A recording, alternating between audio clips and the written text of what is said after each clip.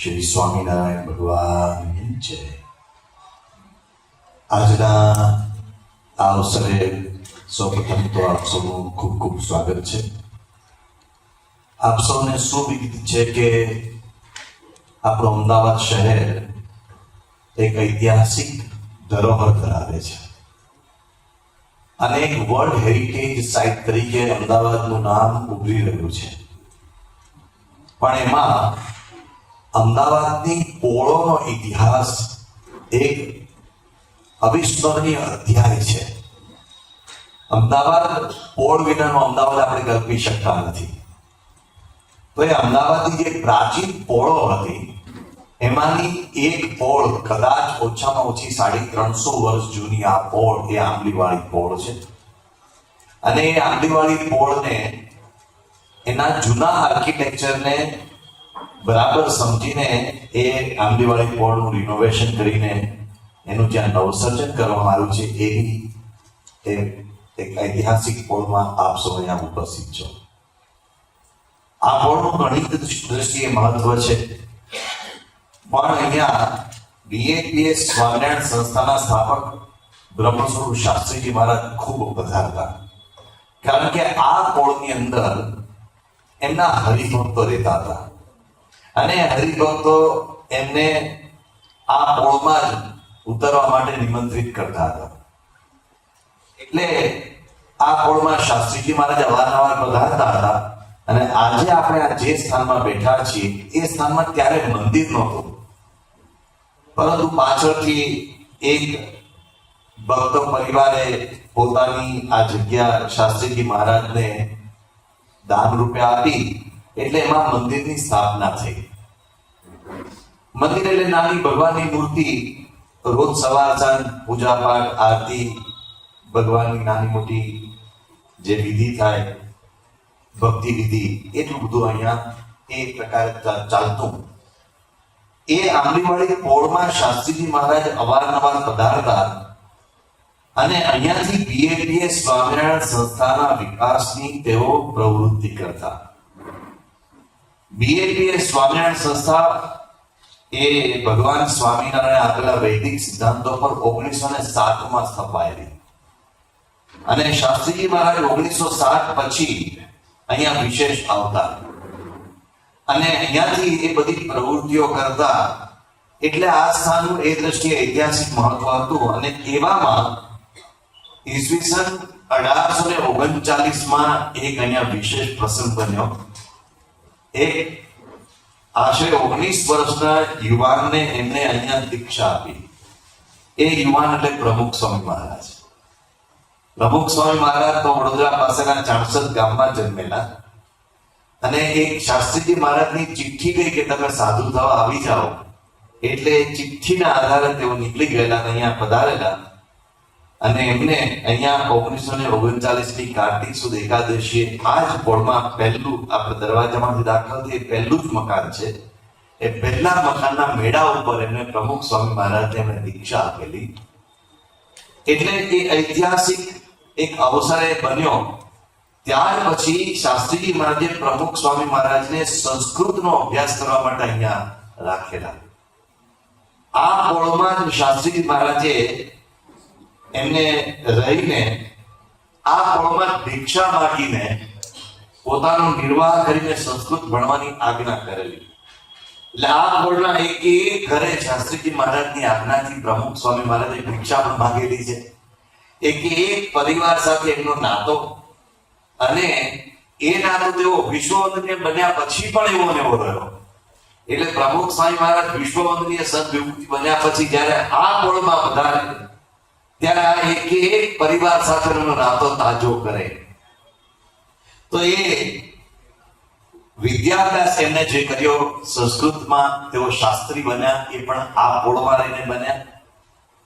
અને આ જ પોળમાં 1950માં નીચે આત્માના મોટા ભાગે ત્યાં આ બધા જઈને આવ્યા છો, એ સ્થાનમાં એક નાની એવી એ જગ્યા ઓસરી, એમાં પ્રમુખ સ્વામી મહારાજને શાસ્ત્રીજી મહારાજે આ સંસ્થાના પ્રમુખ તરીકે નિયુક્ત કર્યા. એક ઇતિહાસની દ્રષ્ટિએ કહું તો બીએપીએ સ્વામિનારાયણ સંસ્થા 1907 સ્થપાયેલી. ત્યાર પછી બોમ્બે ચેરિટેબલ એક્ટ આવ્યો, એ પ્રમાણે એનું ચેરિટી કમિશનમાં રજીસ્ટ્રેશન થયું, એટલે આ વિધિવત સંસ્થા તરીકે રજીસ્ટર થઈ. અને સંસ્થાના સ્થાપક તરીકે શાસ્ત્રીજી મહારાજ, જેમનું સાચું નામ તો યજ્ઞપુરુષદાસજી હતું, પણ શાસ્ત્રીજી મહારાજ તરીકે વિખ્યાત હતા. એમણે વિધિવત પહેલા પ્રમુખ તરીકે પ્રમુખ સ્વામી મહારાજને નિયુક્ત કર્યા. આમ તો શાસ્ત્રીજી મહારાજ સ્થાપક હતા, એટલે સ્થાપક પ્રમુખ તો એ નેચરલી હતા, પરંતુ એમને પ્રમુખ તરીકે એમણે ત્યારે પોતાની જાતને બતાવી નહોતી. તો વિધિવત ફર્સ્ટ પ્રેસિડેન્ટ ઓફ બીએપીએ સ્વામિનારાયણ સંસ્થા એ પ્રમુખ સ્વામી મહારાજને આ બોર્ડમાં એમણે નિયુક્ત કર્યા. અને આ બોર્ડમાં એમણે જે દિવસે નિયુક્ત કર્યા તે દિવસે આશરે 70 જેટલા હરિભક્તો હતા બીએપીએ સંસ્થાના. તો પ્રમુખ સ્વામી મહારાજને એક પ્રવચન કરવાનું કહ્યું શાસ્ત્રી મહારાજે કે હવે તમે આ પ્રસંગે કંઈ બોલો. ત્યારે પ્રમુખ સ્વામી મહારાજની ઉંમર માત્ર 28 વર્ષની હતી, અને 28 વર્ષની ઉંમરે એમણે એક પ્રતિજ્ઞા લીધી એ સભામાં કે મારા દેહની પરવા કર્યા સિવાય હું જીવનના અંત સુધી મારું કર્તવ્ય બરાબર બજાવીશ. એવી એમણે પ્રતિજ્ઞા લીધેલી, અને એ પ્રતિજ્ઞા એમણે જીવનભર એનું પાલન કરીને બતાવ્યું. તો એ પ્રમુખ સ્વામી મહારાજે જ્યારે પ્રતિજ્ઞા લીધી, શાસ્ત્રીજી મહારાજે આશીર્વાદ ઉચ્ચાર્યા, ત્યાર પછી સભામાં ભોજન સમારંભનો કાર્યક્રમ હતો. ભોજન સમારંભ પૂરો થયો એટલે જે 70-80 જેટલા હરિભક્તો હતા એ બધા એમની એંઠી થાળીઓ મીઠામાં મૂકીને સૌ જવા લાગ્યા. એ બધા નીકળી ગયા. પણ બીએપીએ સંસ્થાના ફર્સ્ટ પ્રેસિડેન્ટ પ્રમુખ સ્વામી મહારાજે પોતાની નિયુક્તિ પછી પહેલું સેવાનું કામ કર્યું તો બધા હેઠા વાસણો કટવાનું. એમણે હમણાં જ એમની નિયુક્તિ થઈ છે, એટલે કે હજુ 1 કલાક પણ નથી વીત્યો, ત્યાર પછી કછોટો મારી અને એ અહીંયા નીચે ચોકડી છે, અત્યારે પણ ચોકડી છે, ત્યાં એમણે વાસણ ઉટકવાની સેવા, બધાના હેઠા વાસણ એમને ઉટક્યા, બધા જતા રહ્યા, પણ હેઠા વાસણ મેં એકલાએ પૂરા કર્યા અને ઉટક્યા.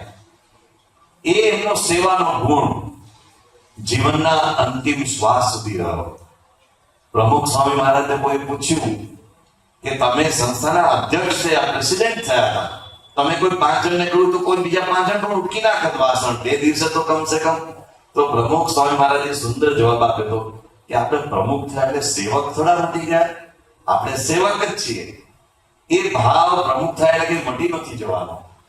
તો એ પ્રમુખ સ્વામી મહારાજે ત્યાંથી સેવા ધર્મ ઉપાડ્યો, એ એમણે જીવનમાં સતત વિસ્તાર્યો, અને એમનું સેવાનું ક્ષેત્ર એ વાસણ ઉટકવાથી માંડી વાસણ ઉટકનારાઓ સુધી પહોંચ્યું, અને દુનિયાના છેવાડાના માણસો સુધી તેઓ પહોંચ્યા. એમણે આસમાનને આંબે એવા મંદિરો પણ રચ્યા, જેમાં દિલ્હીનું અક્ષરધામ એક સંસ્કૃતિ ધામ, કે આજે એમના આશીર્વાદથી અબુધાબીનું મંદિર રચાયું છે. એમના સંકલ્પ પ્રમાણે અમેરિકામાં વિશ્વનું સૌથી મોટામાં ભારત બહારનું મંદિર અમેરિકામાં રોમેશ્વરમાં રચાયું છે. એવા એમણે અનેક કાર્યો કર્યા. જ્યાં સ્વામી વિવેકાનંદજીએ સંબોધન કર્યું શિકાગો શહેરમાં, પથ્થરમાંથી પારંપરિક પહેલું મંદિર પ્રમુખ સ્વામી મહારાજે બનાવ્યું. દુનિયાના 5 ખંડોમાં સનાતન ધર્મની ધજા પ્રવર્તાવવા માટે, ફરકાવવા માટે અનેક આયામો કર્યા. તો એવા પ્રમુખ સ્વામી મહારાજે માનવ સેવાના ક્ષેત્રમાં પણ કોઈ ક્ષેત્ર બાકી રાખ્યું નહીં. ભૂકંપ આવ્યો તો પહેલા જોડ્યા પ્રમુખ સ્વામી મહારાજ.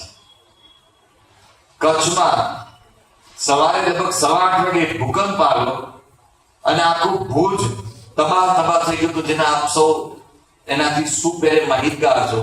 પણ 8:15 વાગે ભૂકંપ આવ્યો અને બપોરે ભુજવાસીઓને પહેલો ખોરાકનો પડ્યો પ્રમુખ સ્વામી મહારાજે પૂરો પાડ્યો. તો એ પ્રમુખ સ્વામી મહારાજની વિશેષતા. સુનામીમાં હજુ તો દક્ષિણ ભારતનો જાગે પહેલા પ્રમુખ સ્વામી મહારાજ પહોંચ્યા, અને દક્ષિણ ભારતમાં છેક ચેન્નાઈના એ સમુદ્ર કિનારે, તામિલનાડુના સમુદ્ર કિનારે એમણે આ સેવાઓ કરી, ઓરિસ્સામાં સેવાઓ કરી, ગરીબ આફ્રિકાવાસીઓ સુધી પણ તેમણે સેવાઓ કરી, આદિવાસીઓની સેવા કરી. એ દલિતો અને પછાતો, જેને આપણે જનજાતિ અને અનુસૂચિત જાતિ, એ દરેક છેવાડાના માણસ સુધી તેઓ પહોંચ્યા. તો એમને સેવાનું કોઈ ક્ષેત્ર બાકી રાખ્યું. એમને શિક્ષણ ક્ષેત્રે એટલું મોટું પ્રદાન આપ્યું. લાખો વિદ્યાર્થીઓ સંસ્કારયુક્ત શિક્ષણ મેળવે એ માટે એમણે જબરદસ્ત આંદોલન ચલાવ્યું. એમણે આરોગ્ય ક્ષેત્રે પણ એક વિશિષ્ટ પ્રદાન આપ્યું. કદાચ ત્યારે ભારતમાં 108 સર્વિસીસની હજુ પરિકલ્પના વિકસતી હતી અથવા વિકસિત પણ નહોતી થઈ. એ સમયે એમણે ફરતા દવાખાનાઓ શરૂ કર્યા અને ફરતા દવાખાનાઓ શરૂ કરીને ગામડે ગામડે નિઃશુલ્ક દવાખાનાઓ ડોક્ટર અને કમ્પાઉન્ડર સાથે જાય અને નિઃશુલ્ક દવા પણ આપે, નિઃશુલ્ક સારવાર પણ આપે, નિઃશુલ્ક નિદાન પણ કરે. એવી વ્યવસ્થા તમને એ જમાનામાં કરેલી. તો પ્રમુખ સ્વામી મહારાજે કોઈ સેવાનું ક્ષેત્ર બાકી રાખ્યું નહીં. એમણે એ જોયું કે જે રીતે જમાનો અત્યારે કરવટ લઈ રહ્યો છે, એ સમયે આપણી સૌથી મોટા મોટી કોઈ ચેલેન્જ આવવાની હોય તો એ છે આપણી નવી પેઢીના સંસ્કાર. કારણ કે દિન બદિન જે રીતે માણસનું મન ગુનાહિત બનતું જાય છે, તો એમાંથી બહાર લાવવા માટેનો એક જ રસ્તો છે બાળ સંસ્કાર. તો એમણે બાળ સંસ્કારને બહુ મોટું આંદોલન ચલાવ્યું અને આપણે એમ કહી શકીએ કે વિશ્વનું કદાચ નિઃશુલ્ક ચાલતું બાળ સંસ્કારનું સૌથી મોટું આંદોલન એ આ બીએપીએસ બાળ પ્રવૃત્તિ છે. એવી બીએપીએસ યુવા પ્રવૃત્તિ, અને એ યુવા પ્રવૃત્તિમાંથી સંસ્થાને સ્વયંસેવકો મળ્યા અને એ સ્વયંસેવકો યુક્રેનની આપત્તિ વખતે ભારતીયોને બહાર લાવવા માટે ત્યાં પણ પહોંચ્યા. એ સ્વયંસેવકો એ ભૂકંપ રાહતમાં પણ દોડ્યા. એ સ્વયંસેવકો ભારતના સ્વચ્છતા યજ્ઞમાં પણ દોડ્યા. એ સ્વયંસેવકો વ્યસન મુક્તિ આંદોલનમાં પણ જોડાયા. તો એ યુવાનો પ્રાપ્ત થયા. એ યુવા પ્રવૃત્તિમાંથી સમાજની સેવા કરવા માટે આવા યુવાનો તૈયાર થાય.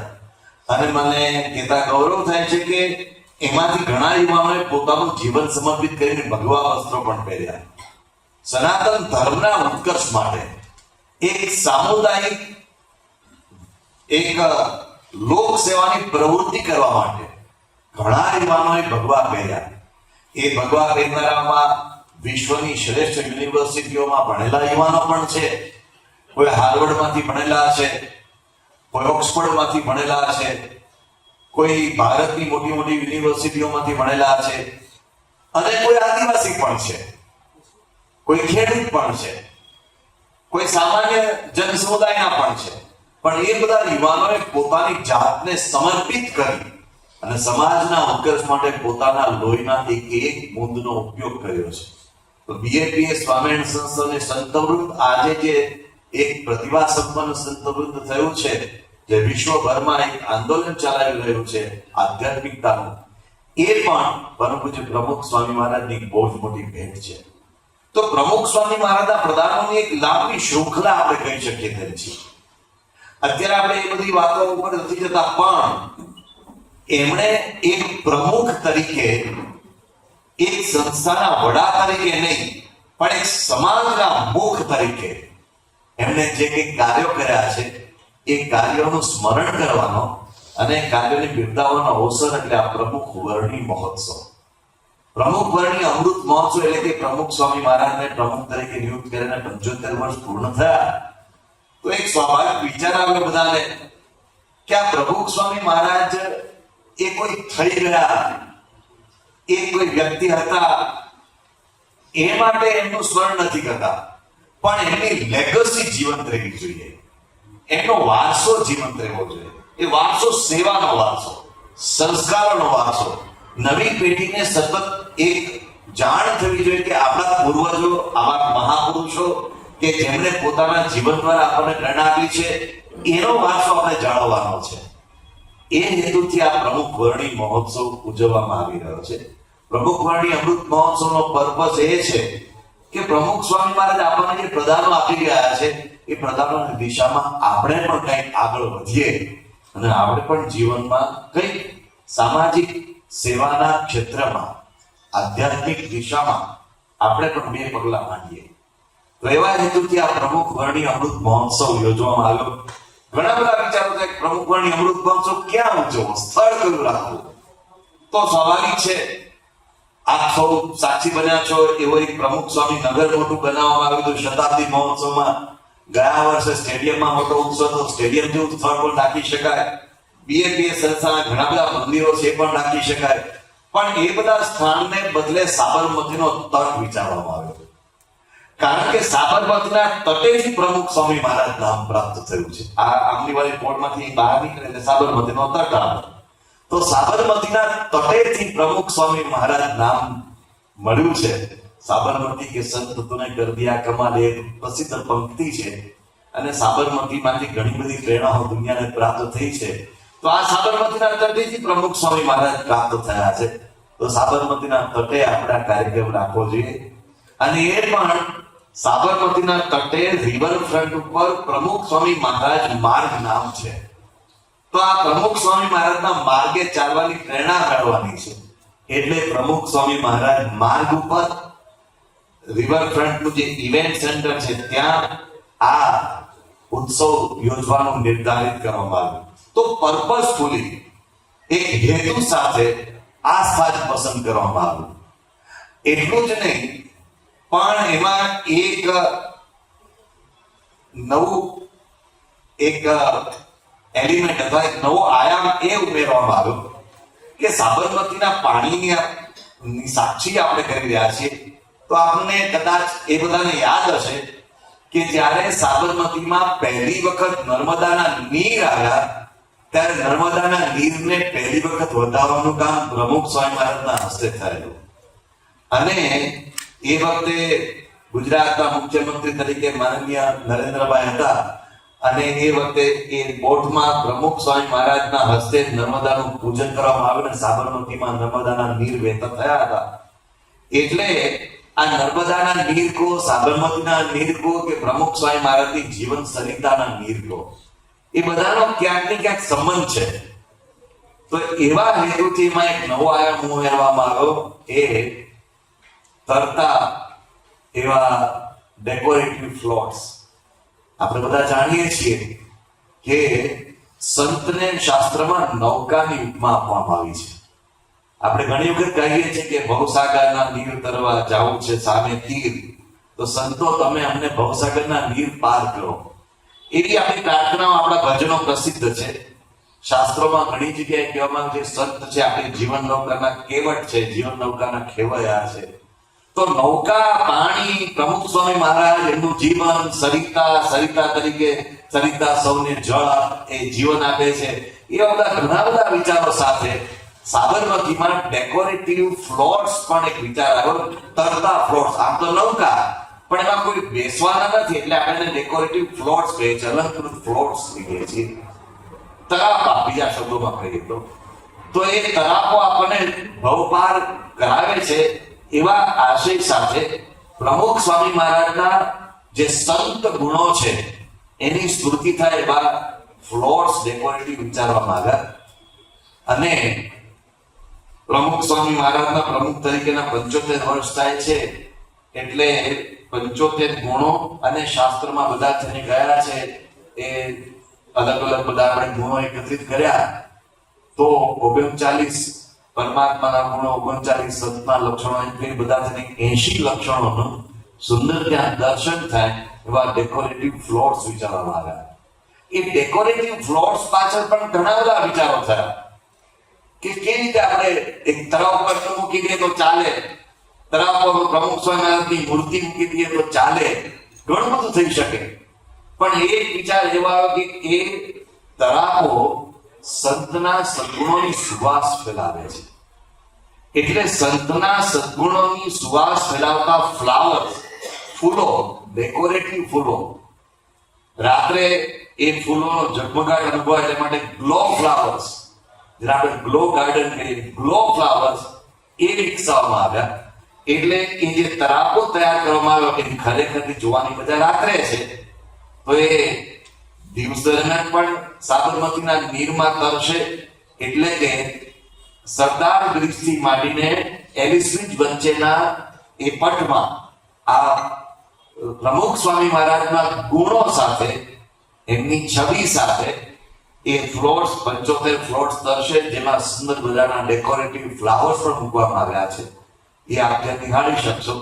અને લોકો પસાર થતા હશે રિવરફ્રન્ટ ઉપરથી કે એલિસ બ્રિજ ઉપરથી કે અટલ બ્રિજ ઉપરથી કે સરદાર બ્રિજ ઉપરથી, એમને ફ્લોટ્સની સાથે પ્રમુખ સ્વયંના ગુણોનું પણ દર્શન ત્યાં અનુભવાશે. એના ગુણોના બધા એવા નામાંકન પણ આપણને ત્યાં જોવા મળશે. તો આ બધી એવી બાબતો છે કે લોકોમાં આપણે હંમેશા આજે સમાજમાં નેગેટિવ આંદોલનો પ્રસરવાનું એ સામાન્ય બન્યું છે. કારણ કે કંઈક ને કંઈક ક્રાઇમની વાતો બધી ચાલતી, પણ જીવનમાં કંઈક ગુણો પણ ધારણ કરવાના છે. એવી લોકોને પ્રેરણા પ્રાપ્ત થાય એના માટેનો આ એક પ્રયાસ છે. અને પ્રમુખ સ્વામી મહારાજના આ પ્રમુખ વર્ણી અમૃત મહોત્સવે દુનિયાભરમાંથી હરિભક્તો આવવાની ઈચ્છા કરે. સ્વાભાવિક છે કે પ્રમુખ સ્વામી મહારાજ એ લાખો હરિભક્તોના અને લાખો જન સમુદાયના એ હૃદયની ધડકન બન્યા છે. એટલે બધાને ઈચ્છા હોય કે અમે આવીએ, પરંતુ આપણી રિવરફ્રન્ટની જે સ્થળ સંકોચની એક મર્યાદા છે, એક સ્થળની મર્યાદા છે, અમુક લોકોને સમાવી શકાય એ હેતુથી અહીંયા વિશેષ રૂપે અમદાવાદના હરિભક્તોને નિમંત્રિત કરવામાં આવ્યા છે.